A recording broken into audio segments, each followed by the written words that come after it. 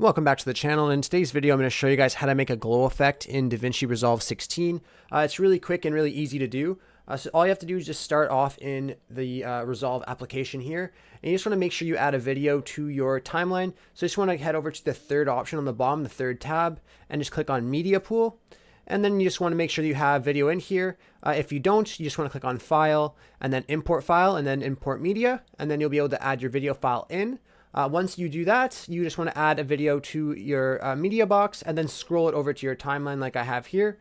Once that is done, you just want to go back up to the top and click on Effects Library. And then you want to go under the Open FX one and click on Filters.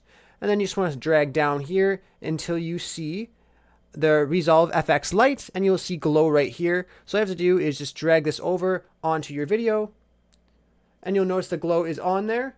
And then another thing I mentioned too is if you just go over to Inspector, just make sure you have the Inspector option clicked, and then you click on Open FX. You can actually adjust the glow by like the shine or the spread.